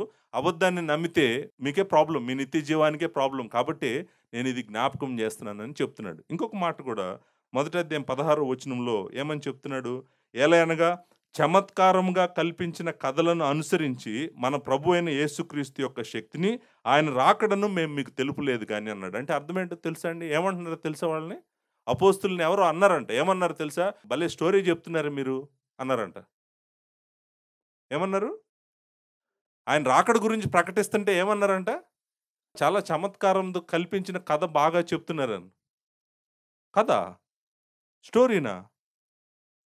ఆయన అంటాడు, అందుకే అంటున్నాడు, ఏమంటున్నాడంటే, మేము చమత్కారంగా కల్పించిన కథలను అనుసరించి మన ప్రభు అయిన యేసు యొక్క రాకడను, ఆయన శక్తిని మేము మీకు తెలుపలేదు గానీ, ఆయన ఏమంటున్నాడో తెలుసా అండి? ఆయన రాకడ గురించి మేము కథ చెప్పలేదు, కథలు చెప్పట్లేదు. చమత్కారంతో కూడిన కథలు చెప్పట్లేదు. ఎందుకో తెలుసా? I am the first I witness. నేనే చూసాను. ఆయన రాకడలో, ఆయన మహిమలో, ఆయన వచ్చినప్పుడు ఆయన ఎలా ఉంటాడో ఆయన్ని రూపాంతరం చెందిన కొండ మీద నేనే చూసాను ఆయన్ని. నేనే ఫస్ట్ ఐ విట్‌నెస్‌ని అని చెప్తున్నాడు. అంటే ఆయన రాకడ యొక్క ప్రివ్యూ ఆల్రెడీ చూసాడు ఈయన. చూసాడు కాబట్టి ఏం చెప్తున్నాడు? నేను చూసాను ఆయన్ని. ఆయన రాకడలో ఎలా ఉంటాడో నాకు తెలుసు. నేను ఆయన మహిమను చూసానని చెప్తున్నాడు. అంతేకాదు ఆయన ఏమంటున్నాడంటే, నేను చూడటం మాత్రమే కాదు, ప్రవక్తలు గూడా అదే చెప్తున్నారు. ప్రవక్తల గ్రంథాలు గూడా అదే చెప్తున్నాయి. సో, ఈ మాటలు ఆల్రెడీ మొదటి అధ్యాయంలో మొదలుపెట్టాడు చెప్పటం. కానీ మూడో అధ్యాయంలో ఇప్పుడు ఏం చేస్తున్నాడంటే, మళ్ళీ ఒకసారి వాటన్నింటిని జ్ఞాపకము చేస్తున్నాడు. జ్ఞాపకం చేసి మన హృదయాలను ఆయన రేపుతా ఉన్నాడు. చూడండి, ఇక్కడ కూర్చున్న మనం అందరం గూడా, మీరందరూ గూడా గుర్తుపెట్టుకోండి. దేవుని కుమారుడు తిరిగి రాబోతున్నాడు. నేనిప్పుడు మీకా గ్రంథము చెప్పబోతున్నాను. మీకా గ్రంథం అంతా గూడా భూమి మీద ఉన్న ఏ రాజు చేయలేనివి రారాజు రాబోతున్నాడు, ఆయన చేస్తాడంట. భూమి మీద ఏ రాజు, ఏ తరంలో ఏ రాజు చేయలేనివన్నీ గూడా రాజులకు రాజుగా ఆయనే వచ్చి భూమి మీద సమస్త రాజ్యాలను ఆయన ఏలబోతా ఉన్నాడు. ఆయనే రాకపోతే రాజ్యాలు ఎలా ఏలతాడు? ఆయన రావాలి గదా! ఆయన రావాలి. వచ్చిన తర్వాత భూమి మీద ఉన్న సమస్త రాజ్యాలను ఆయన ఏలాలి. సో, ఆయన రాకడ గురించి మాట్లాడని గ్రంథం అంటూ ఏది లేదు కాబట్టి, lord Jesus Christ is coming. ఆయన తిరిగి రాబోతా ఉన్నాడు. రాబోతున్నాడని ఎవరు చెప్తున్నారు? ఓల్డ్ టెస్టమెంట్ చెప్తుంది. న్యూ టెస్టమెంట్ చెప్తుంది. మీకేదన్నా డౌట్ ఉంటే మీరు ఓల్డ్ టెస్టమెంట్ చదవండి. అలాగే న్యూ టెస్టమెంటు చదవండి. నేను ప్రభువు యొక్క రాకడ గురించి చెప్పేటువంటి పాత నిబంధన గ్రంథంలో చాలా పుస్తకాలున్నాయి. నేను అందుకే అవన్నీ చదవట్లేదు. నా రిక్వెస్ట్ ఏంటో తెలుసా? మీరు దయచేసి నాతో పాటు పుస్తకం తర్వాత పుస్తకం మీరు వినండి. నేను ఓల్డ్ టెస్టమెంట్ అంతా అన్ని గ్రంథాలు చెప్పుకుంటూ వెళ్తున్నాను గదా! మీరు నాతో పాటు రండి. మీరు నాతో పాటు వస్తే మీకు ఎక్కడెక్కడ ఆయన సెకండ్ కమింగ్ గురించుంది, ఎక్కడెక్కడ తీర్పు గురించుంది, ఎక్కడెక్కడ కొత్త భూమి, కొత్త ఆకాశం గురించుంది. పాత నిబంధన గ్రంథంలో చెప్పారని అంటున్నాడు గదా పేతురు. ఎక్కడుంది అని మీరు వెతకాల్సిన అవసరం లేదు. నేను మీ ముందు ఎళ్తున్నాను. మీరు నా వెనకాల దేవుని వాక్యం వింటా వస్తే మీకు చక్కగా అంతా గూడా అర్థమవుతుంది. అర్థమవుతుంది. స్పష్టంగా అర్థమవుతుంది. సో, రెండో పాయింట్‌కొచ్చేద్దాం. రెండో పాయింట్, మూడో పాయింట్ ఈజీయే. డైరెక్ట్‌గా మనకి అర్థమవుతుంది. మొట్టమొదటి పాయింట్ ఏంటంటే, దేవుని కుమారుడు రాకడ గురించి దేవుని వాక్యం చెప్తుంది. దేవుని వాక్యం అంటే old testament and new testament 2 చెప్తున్నాయి. కాబట్టి స్థిరమైన దేవుని వాక్యం మీద నీ మనసు పెట్టుకో. నీ మనసు పెట్టుకొని నీ మనసుని నువ్వు రేపుకోవటానికి, పురికొల్పటానికి, మరి కదిలించటానికి, రేకెత్తించటానికి నువ్వు ప్రయత్నం చెయ్యి. ఆయన కూడా ప్రయత్నం చేస్తున్నాడు, అపోస్తలుడు కూడా. ఇది నమ్ము అని చెప్తున్నాడు. రెండో పాయింట్ ఏంటి తెలుసండి? కొంతమంది ఆయన రాకడనే నమ్మట్లేదంట. అంటే అర్థం ఏంటంటే దేవుని వాక్కును ప్రశ్నిస్తున్నారు. ఏమని ప్రశ్నిస్తున్నారు? ఆయన రాడు అని కొంతమంది స్కాఫర్స్ ఎగతాళి చేస్తున్నారంట. ఆయన రాకడ గురించి ఏం చేస్తున్నారంట? అపహాసిస్తున్నారంట. ఎగతాళి చేయటం లేకపోతే అపహసించటం. సో రెండో పాయింట్ మనం 3వ వచనం, 4వ వచనంలో చూస్తాం. అదేంటంటే అంత్యదినములలో అపహాసకులు అపహసించుచు వచ్చి తమ స్వకీయ దురాశల చొప్పున నడుచుకొనుచు ఆయన రాకడను గూర్చిన వాగ్దానము ఏమాయను. పితరులు నిద్రించినది మొదలుకొని సమస్తమును సృష్టి ఆరంభమునున్నట్టే నిలిచి ఉన్నది అని చెప్పుదురని మొదట మీరు తెలుసుకొనవలెను. సో ఇన్ని గ్రంథాలు రాకడ గురించి చెప్తున్నాయి కదా! పాత నిబంధన గ్రంథం అంతా చెప్తుందని చెప్పాను. కొత్త నిబంధన గ్రంథం అంతా చెప్తుందని చెప్పాను. జస్ట్ మీకు శాంపిల్‌గా 1 పీటర్‌లో ఆయన రాకడ గురించి ఎన్ని సార్లు ఉందో చెప్పాను. మరి ఎంత దేవుని వాక్యము ఆయన తిరిగి వస్తాడని చెప్తుంటే, ఆయన రాడు అని చెప్పేవాళ్ళు ఉంటారా? ఒకవేళ వాళ్ళు చెప్పినా నమ్మేవాళ్ళు ఉంటారా? ఆయన రాడు అని చెప్పేవాళ్ళు ఉంటారా? First question. రెండో క్వెషన్ ఏంటంటే, అది చెప్తే నమ్మేవాళ్ళు ఉంటారా? రెండో క్వెషన్. ఆన్సర్ ఏంటో చెప్పమంటారా? చెప్పేవాళ్ళు ఉంటారంట, నమ్మేవాళ్ళు ఉంటారంట. నాకు ఆశ్చర్యమైన విషయం ఏంటంటే, నమ్మేవాళ్ళు అసలు ఎక్కడి నుంచి వస్తున్నారని క్వెషన్ వచ్చింది నాకు. నమ్మేవాళ్ళు ఎక్కడి నుంచి వస్తున్నారు? నమ్మేవాళ్ళు ఎక్కడి నుంచి వస్తున్నారు చెప్పమంటారా? బైబిల్ తెలియని చర్చికెళ్ళే వాళ్ళు అందరూ నమ్మేవాళ్ళే. చర్చికెళ్తూ బైబిల్ తెలియని వాళ్ళందరూ ఏం ఏం చేస్తారు వాళ్ళు? అబద్ధాన్ని ఏం చేస్తారు? నమ్మేస్తారు. ఎందుకంటే నీకు బైబిలు తెలీదు కాబట్టి. నీకు పాత నిబంధన గ్రంథం తెలీదు. నీకు కొత్త నిబంధన గ్రంథం తెలీదు. నీకు బైబిల్ తెలీదు కాబట్టి ఏం చేస్తావు నువ్వు? నమ్మేస్తావు. ఎవరు ఏం చెప్పినా, ఎంత అబద్ధం చెప్పినా, అది ఆఖరికి నిన్ను నాశనం చేసేది చెప్పినా కూడా నువ్వు దాన్ని నమ్మేస్తావు. నమ్మేసేవాళ్ళు, అబద్ధం చెప్పేవాళ్ళు ఉంటారంట. నమ్మేవాళ్ళు కూడా ఉంటారంట. మీరు జాగ్రత్తగా అందుకే జాగ్రత్తగా మీరు గుర్తుపెట్టుకోండి. అబద్ధ బోధకులు ఎప్పుడూ కూడా దేవుని వాక్యాన్ని ప్రశ్నిస్తారు. దేవుని సత్యాన్ని ప్రశ్నిస్తారు. ఇది నిజమా? ఇది జరుగుతదా? అలా అవుతదా? ఎక్కడైనా అలా జరుగుతదా? అనేటువంటి అనుమానము మనుషుల హృదయాల్లో కలుగజేస్తారండి. ఇక్కడ చూడండి ఏమనుందో. వాళ్ళు క్వెషన్ చేస్తుంది దేని గురించి? 4వ వచనం. ఆయన రాకడను గూర్చిన వాగ్దానము ఏమైనా. అది వాళ్ళు క్వెషన్ చేస్తుంది ఏంటి? మొట్టమొదటిది మెయిన్ పాయింట్ వాళ్ళు అడుగుతుంది ఏంటంటే రెండో రాకడ. రెండో రాకడ ఆయన వాగ్దానం చేసాడని మీరు చెప్తున్నారు కదా! పాత నిబంధన గ్రంథం అంతా చెప్తుందని చెప్తున్నారు కదా! ఆయన కూడా చెప్పాడని చెప్తున్నారు కదా! ఆయన వాగ్దానం చేసాడని చెప్తున్నారు కదా! కొత్త నిబంధనలో అపోస్తలులు అందరూ చెప్తున్నారు కదా! మీరంతా ప్రకటిస్తున్నారు కదా! మీరు ప్రకటిస్తున్నారు. అయినా కూడా ఏడాయన? రావట్లేదేంటి? ఆయన రాకడ గూర్చిన వాగ్దానము ఏమాయను? ఏమాయనని క్వెషన్ మాత్రం అడగట్లేదంటండి. క్వెషన్ అడుగుతున్నారనుకున్నారా? క్వెషన్ మాత్రం అడగట్లేదంట. క్వెషన్ అడిగారు. క్వెషన్‌తో పాటు ఇంకో 3 చేస్తున్నారు. క్వెషన్ అడిగి వదిలేయలేదు. క్వెషన్ ఏమడిగారు? ఆయన రాకడను గూర్చిన వాగ్దానము. వాగ్దానము అనే మాట కూడా ఇంపార్టెంట్ మాట. మీరు గుర్తుపెట్టుకోండి. అత్యధికమైన, అమూల్యమైన వాగ్దానములు దేవుడు మనకు అనుగ్రహించును. ఏ లోక మాలిన్యము నుంచి తప్పించుకొని మనము దేవ స్వభావము గలవారం అగునట్లు దేవుడు మనకి ఏమిచ్చాడు? వాగ్దానాలను ఇచ్చాడు. ఏ వాగ్దానాలు ఇచ్చాడు? అత్యధికమైన, అమూల్యమైన వాగ్దానాల్ని మనకు అనుగ్రహించాడు. ఇప్పుడు వీళ్ళు క్వెషన్ చేస్తుందేంటో తెలుసా? అంత అత్యధికమైన, అంత అమూల్యమైన వాగ్దానాల్లో టాప్‌లో నంబర్ 1 పొజిషన్‌లో ఉంది ఆయన రాకడ కదా! మరి ఆయన రాకడ గురించి ఏమైంది అని క్వెషన్ చేస్తున్నారండి. అంటే అర్థం ఏంటో తెలుసా? వాళ్ళు మన జీవితం అంతా దేని మీద కట్టుకున్నామో దాన్ని పడగొట్టాలని ప్రయత్నం చేస్తున్నారు. మనం అత్యధికమైన, అమూల్యమైన వాగ్దానాల మీద మన జీవితం కట్టుకుంటూ ఈ లోక మాలిన్యం తప్పించుకొని దేవుని స్వభావం గలవారం అవ్వాలని మనం ప్రయత్నం చేస్తున్నప్పుడు దేని మీదైతే నిలబడ్డామో, ఏ వాగ్దానాల మీదైతే నిలబడ్డామో డైరెక్ట్‌గా ఆ వాగ్దానాలనే అటాక్ చేస్తున్నాడు. కొడుతున్నాడు అన్నమాట. కొడితే ఏంటి? మనం పడిపోవాలి. మనం నమ్మకూడదు. ఆయన రాకడ గురించి మనం నమ్మకూడదు. క్వెషన్ ఏసి ఆపలేదండి. ఇంకొక 3 చేశారు ఈళ్ళు. ఆ 3 ఏంటో కూడా మనం చూడటానికి ప్రయత్నం చేద్దాం. మొట్టమొదట అపహసిస్తున్నారంట. ఏంటండి మొట్టమొదటిది?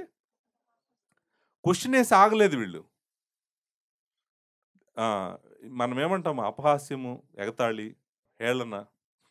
నువ్వు దేవుడివైతే వాళ్ళని రక్షించడం సంగతి తర్వాత. ముందు నువ్వు రక్షించుకో. దాన్ని హేళన అంటాం మనం. ఎగతాళి చేయటం అంటాం. వీళ్ళు ప్రశ్నించట్లేదు. ఎగతాళి ఏం చేస్తదో తెలుసా అండి? ఆ ప్రశ్నకి ఫోర్స్ ఇస్తది. ఎగతాళి ఏం చేస్తదో తెలుసా? ఆ ప్రశ్నకి ఫోర్స్ బలం ఇస్తది. ఆ ప్రశ్నకి. ఏ ప్రశ్న అయితే అడుగుతున్నారో మన ఫౌండేషన్ పగలగొట్టాలని టార్గెట్ చేస్తున్నారు కదా!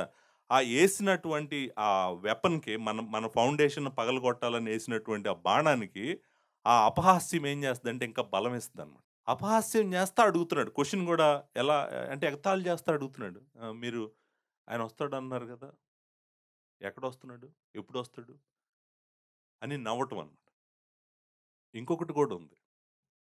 అసలు వీళ్ళు ఎందుకు ఆయన రాకడని ప్రశ్నిస్తారంటే, ఎందుకు ఆయన రాకడని ఎగతాళి చేస్తారంటే, దానికి కారణము ఇక్కడ చెప్తున్నాడు పేతురు ఏమంటాడంటే, తమ స్వకీయ దురాశల చొప్పున నడుచుకొనుచు అనే మాట ఉందన్నమాట. అంటే అర్థమేంటో తెలుసా అండి? వీళ్ళెవరంట అంటే, వీళ్ళు ఈ లోకంలో పాపము చేస్తా ఉన్నటువంటి వాళ్ళు. వీళ్ళకి దేవుడన్నా, తీర్పన్నా ఇష్టం లేదు. దేవుని కుమారుడు వస్తాడనేటప్పటికి వీళ్ళ జీవితాలను ఈళ్ళేం జేసుకోవాలి? శుభ్రం జేసుకోవాలి గదా! శుభ్రం జేసుకోవటం వీళ్ళకిష్టం లేదు. శుభ్రం జేసుకోవటం వీళ్ళకిష్టం లేదు. భయముతో, భక్తితో, నీతితో జాగ్రత్తగా ఆయన వస్తున్నాడు. ఇది సత్యము అని అన్నాడనుకోండి. అనగానే ఏం జేయాలి? తన జీవితం మొత్తం గూడా అంతా శుభ్రం జేసుకోవాలి. తాగుడు ఆపేయాలి, వ్యభిచారం ఆపేయాలి, అన్నీ ఆపేయాలి. మొత్తం ఆపేసి లైఫ్ అంతా జాగ్రత్తగా పెట్టుకోవాలి. జాగ్రత్తగా పెట్టుకొని లోభము, ధన వ్యామోహము, ఇవన్నీ బలాత్కారము ఇవన్నీ తన లైఫ్ అంతా క్లీన్ జేసుకోవాలి. క్లీన్ జేసుకొని జాగ్రత్తగా పెట్టుకోవాలి. వీళ్ళంట అది ఇష్టం లేదు వీళ్ళకి. దేవుడిని ఫేస్ చేయటం ఇష్టం లేదు. తీర్పు ఉందని నమ్మటం ఇష్టం లేదు. అవన్నీ గూడా అవన్నీ ఎవరు జూసారు? అవన్నీ నువ్వు జూసావా? అవన్నీ జరుగుతాయా? అనేటువంటి మనసుతో ఈళ్ళేం జేస్తున్నారంటంటే, ఈ పాపము జేయటం వీళ్ళకి ఇంట్రెస్ట్ అండి. అసలు అక్కడ వాడిన మాట దురాశలు అనేటువంటి మాట ఉంది గదండీ! మనం రెండో అధ్యాయంలో చాలా సార్లు ఈ మాటలు చూసాం. పోకిరి చేష్టలు అనేటువంటి మాట చూసాం. రెండో అధ్యాయం రెండో వచనంలో. సో, ఈ పోకిరి చేష్టల్లో చాలా ఉన్నాయి. కామ వికారము రెండో అధ్యాయం ఏడో వచనంలో ఉంది. తర్వాత 10వ వచనం మలినమైన దురాశలు కలిగి శరీరానుసారంగా నడుచుకొనుచు రెండో అధ్యాయం 10వ వచనం. రెండో అధ్యాయము 13వ వచనము ఒకనాటి సుఖానుభవం సంతోషమని ఎంచుకుంటూ వాళ్ళు ప్రేమ విందుల్లో తిరుగుతూ వ్యభిచారిని చూసి ఆశించు పాపం మానలేని కన్నులు గలవారై. సో ఇదంతా లోభత్వము ఇదంతా దిస్ ఈస్ ద డిస్క్రిప్షన్ వాళ్ళ లైఫ్ ఏంటంటే వాళ్ళ అబద్ధ బోధకులు కదా వీళ్ళు అబద్ధ బోధకులు అబద్ధ బోధ చేస్తున్నారు. అబద్ధ బోధకుల జీవితం నిండా ఏముంటదంటే పాపం ఉంటుంది. పాపం ఉంటుంది. ఆ పాపము చేస్తూ వీళ్ళు దేవుని కుమారుడు రాకడ గురించి వీళ్ళకి మాట్లాడటం ఇష్టం లేదు. ఎందుకని మాట్లాడటం ఇష్టం లేదంటే, అమ్మో! ఆయనొచ్చేస్తే వాళ్ళ జీవితాల్లో వాళ్ళు అనుకున్నట్టుగా కుదరదనమాట. కాబట్టి ఏం చేస్తున్నారు? వాళ్ళ కోరికలు నెరవేర్చుకోవడం కోసం, వ్యభిచారం చేయటం కోసం, తాగటం కోసం, నేత్రాశలు నెరవేర్చుకోవటం కోసం, వాళ్ళ పర్సనల్ గోల్స్ నెరవేర్చుకోవటం కోసం దేవుని వాక్యాన్ని ప్రశ్నిస్తున్నారు. దేవుని రాకడని, దేవుని కుమారుడు రాకడని ప్రశ్నిస్తున్నారు. సో, ఇప్పుడు చూడండి అంటే మోటివ్ అంటే ఎందుకు ప్రశ్నిస్తున్నారు? ఎందుకు ఎగతాళి చేస్తున్నారంటే, వాళ్ళకి ఈ పాపమును విడిచిపెట్టి పవిత్రత వైపు, పరిశుద్ధత వైపు వాళ్ళకి నడవటం ఇష్టం లేదు. ఇంకా వీళ్ళేసిన బాణానికి ఫోర్స్ ఇవ్వటం కోసం ఇంకొక మూడో పాయింట్ ఒకటి చెప్తున్నారిక్కడ. మూడో పాయింట్ కూడా మనం చూద్దాం. మూడో పాయింట్ ఏంటో చూడండి. మూడో పాయింట్ ఏమంటున్నాడంటే, పితరులు నిద్రించినది మొదలుకొని సమస్తమును సృష్టి ఆరంభమునున్నట్టే నిలిచి ఉన్నదే అని చెప్పుదురని మొదట మీరు తెలుసుకొనవలెను. యూనిఫార్మిటేరియనిజం అంటాం. అంటే అర్థం ఏంటంటే, ఇది ఇప్పుడు ఇక్కడ మైండ్ వాడుతున్నారు. ఏం వాడుతున్నారు ఇక్కడ? మైండ్ వాడుతున్నారు. Mind logic. లాజిక్ అంటాం గదా! ఈ లాజిక్ ఏంటో తెలుసా అండి? వీళ్ళు దేవుని కుమారుడు రాడు అని మేము అన్నాం గదా! దేవుని కుమారుడు రావట్లేదు అని మేము ఎగతాళి చేశాం గదా! మరి మేము ఎగతాళి చేసామని మీరు ఫీల్ అవుతున్నారేమో! మీరు ఫీల్ అవ్వకుండా ఉండడం కోసం నేను ఒక విషయం చెప్తున్నాను మీకు. అదేంటో వినండి. అదేంటంటే భూమి, ఆకాశము, సూర్యుడు, చంద్రుడు, నక్షత్రాలు, సృష్టి అంతా గూడా ఆరంభము నుంచి ఇలానే ఉంది. ఆరంభం నుంచి ఇలానే ఉంది. ఏమైనా మార్పులు జరుగుతున్నాయా? సూర్యుడు ఎక్కడ ఉదయిస్తున్నాడు? తూర్పున ఉదయిస్తున్నాడు. సూర్యుడు ఎక్కడ అస్తమిస్తున్నాడు? పడమట అస్తమిస్తున్నాడు. సముద్రం ఎక్కడుంది? అక్కడే ఉంది. పర్వతం ఎక్కడుంది? అక్కడే ఉంది. ఈ ఈ విశ్వం అంతటిలోకి ఎప్పుడైనా ఏ రోజైనా బయట నుంచి ఒక చెయ్యి లోపలికొచ్చి, ఈ విశ్వాన్ని ఎలా, ఎలా, ఎలా కదిలిచ్చేసి బయటికెళ్ళిపోయినట్టు నువ్వెప్పుడైనా ఎక్కడైనా చూసావా అని అడుగుతున్నారు. ఆన్సర్ ఏంటి? ఆన్సర్ ఏంటి? చూసారా ఎలాంటి మైండ్ చూసారా ఈళ్ళది? వీళ్ళ మైండ్ ఏంటంటే super natural person are super natural being అంటాం మనం. Super natural person are super natural being ఆయన సృష్టికి బయట నుంచి సృష్టి లోపలికొచ్చి, సృష్టిని ఎలా, ఎలా, ఎలా కదిలిచ్చి, ఇక్కడ కొండ తీసి అక్కడ పెట్టి, ఇక్కడ సముద్రం తీసి అక్కడ పెట్టి, ఇక్కడ భూమి తీసి అక్కడ పెట్టి, అలాంటివి జరగటం మీరెప్పుడైనా చూసారా? అంటే ఏమన్నాడు, పితరులు నిద్రించినది మొదలుకొని అన్నాడు కదండీ. అంటే వెరీ బిగినింగ్ నేను అనుకుంటాను పేట్రియార్క్స్ దగ్గరికి వెళ్తున్నాడనమాట. ఆదికాండం 4 అధ్యాయం, 5 అధ్యాయం నుంచి మొదలుపెట్టాడనమాట. అంటే ఏమంటున్నాడంటే, సృష్టి ఆరంభము నుండి మొత్తము సృష్టి అంతా ఇలానే ఉంది గదా! ఇలానే ఉంది కాబట్టి మీరేంటి దేవుని కుమారుడు వస్తాడని చెప్తున్నారు. అంటే ఆకాశమునకు బయట, విశ్వానికి బయట నుంచి ఆయనొచ్చి, విశ్వం లోపలికొచ్చి, భూమి దగ్గరికొచ్చి, ఆయన భూమి మీదనున్న సమస్త జనులకు తీర్పు తీర్చి, భూమిని, ఆకాశాన్ని నాశనం చేసి ఇదంతా ఏంటి మీరేం మాట్లాడుతున్నారు? అసలు ఎప్పుడైనా జరిగిందా ఇది? ఏ తరంలోనైనా జరిగిందా? ఎవరికైనా తెలుసా ఇలాంటిది జరుగుతదని? ఎప్పుడూ జరగని ఒక విషయము జరుగుతదని మీరు చెప్తారేంటి? అని లాజిక్. వాళ్ళ లాజిక్. అర్థమైందా లాజిక్? లాజిక్ గూడా మీకు అర్థమైంది. ఓకే. ఇప్పుడు వీళ్ళకి ఆన్సర్ ఎలా చెప్పాలి? మీరు ఆలోచించండి ఆన్సర్ ఎలా చెప్పాలి? మీకు ఆన్సర్ చెప్పాలనుకోండి వీళ్ళకి. వీళ్ళ లాజిక్ బానే ఉంది. Logic okay. రీజనబుల్ లాజిక్కే అనుకుందాం వీళ్ళది. వీళ్ళు అడుగుతున్నటువంటి ప్రశ్న. ఒక బాణం ఏశారు. ఆ బాణానికి ఫోర్స్ ఇవ్వటం కోసం ఒక ఎగతాళి చేశారు. దానికి ఫోర్స్ ఇవ్వటం కోసం ఇంకో లాజికల్ క్వెషన్ అడిగారు. ఇదంతా ఎందుకు చేస్తున్నారంటే, వాళ్ళ పాపాన్ని విడిచిపెట్టి, వాళ్ళ చీకటిని విడిచిపెట్టి, వాళ్ళకి బయటికి రావటం వాళ్ళకి ఇష్టం లేదు. అందుకని ఇదంతా చేస్తున్నారు. ఓకే. అంతవరకు అర్థమైంది కదా! మీరేం ఆన్సర్ చెప్తారు ఈ క్వెషన్‌కి? ఆయన రాకడను గూర్చిన వాగ్దానం ఏమాయనని మిమ్మల్ని అడిగారనుకోండి ఎవరన్నా. మీ ఆన్సరు ఎలా ఉండబోతుంది? ఏమని ఆన్సర్ చెప్తారు? ఆన్సరు నేననుకుంటాను పేతురు ఎంత చదువుకున్నాడు అనేటువంటి ప్రశ్న అసలు ఈ ఆన్సర్‌లో మనకు అర్థమవుతది. ఎంత లాజికల్ ఈయన. ఆ ఆర్గ్యుమెంట్ అంటే ఒక ఆర్గ్యుమెంట్ వచ్చినప్పుడు మన దగ్గరికి మనం అరవకూడదు వాళ్ళ మీద. ఏం చేయాలి? ఆర్గ్యుమెంట్‌ని జాగ్రత్తగా ఎంత ఫోర్స్‌తో అయితే మన మీదకేసాడో జాగ్రత్తగా దాన్ని పట్టుకొని మళ్ళీ వెనక్కి తిప్పి దానికన్నా 3 రెట్లు ఎక్కువ ఫోర్స్‌తో వెనక్కేయాలి. మళ్ళీ వాడు కనపడకూడదు మనకి. ఫినిష్. అలా ఉండాలి మన ఆర్గ్యుమెంట్. అంతేగాని ఊరికే అరవకూడదు. ఎవరు ఏ క్వెషన్ అడిగినా గూడా ముందు మనం ఓకే.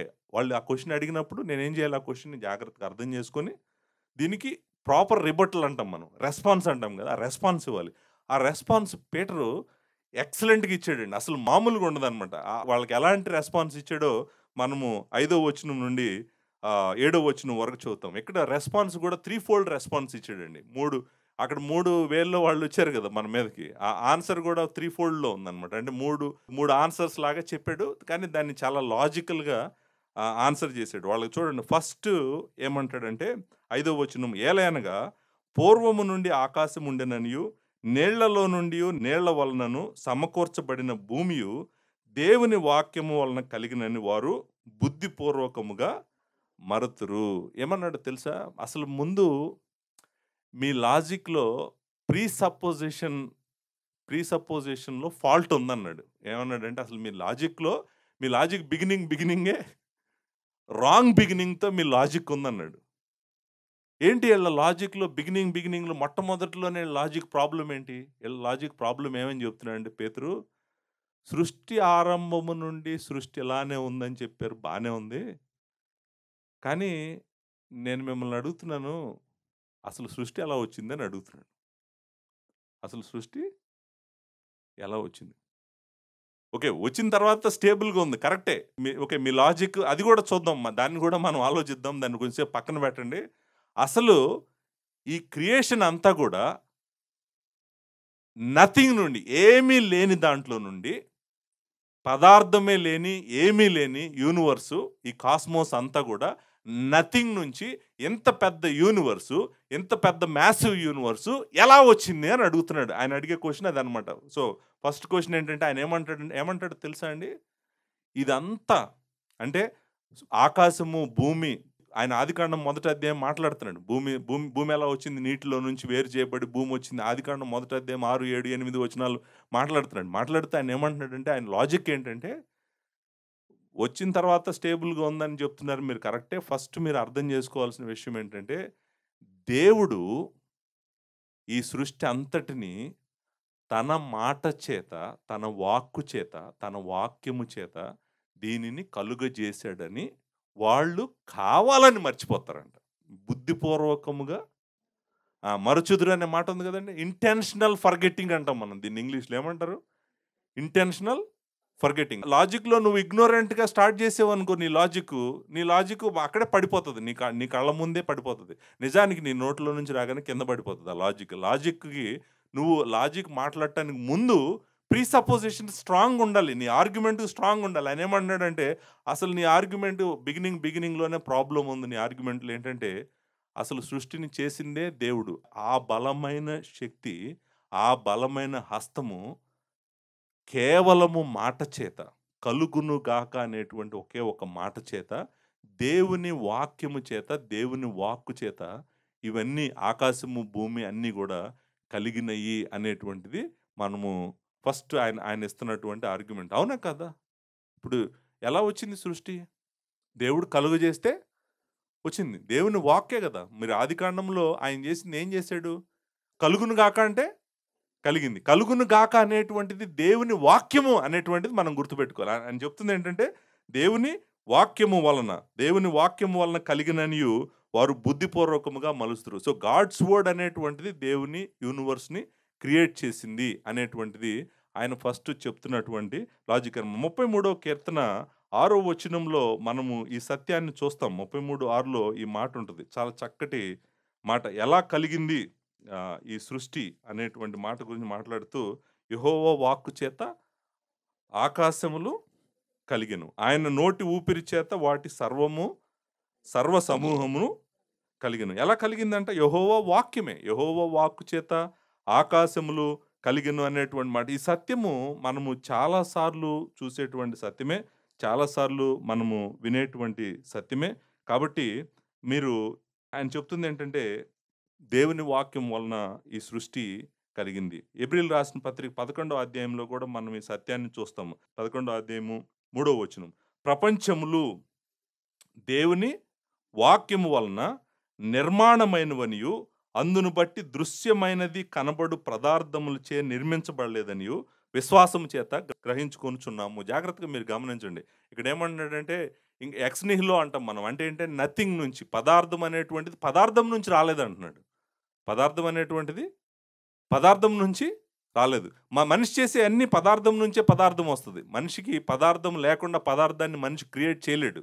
కానీ దేవుని వాక్కు మాత్రం క్రియేట్ చేయగలదు. క్రియేట్ చేయగలదనే చెప్తున్నాడు. సో, అక్కడ కూడా ఏమంటున్నాడంటే దేవుని వాక్యమును బట్టి ఈ ప్రపంచంలో నిర్మించబడెను అనేటువంటి మాట మనము ప్రతి చోట చూస్తాం. ఇక్కడ కూడా అదే చెప్తున్నాడు. ఏం చెప్తున్నాడంటే దేవుడు సృష్టిని తన మాట చేత, తన వాక్కు చేత చేసాడు.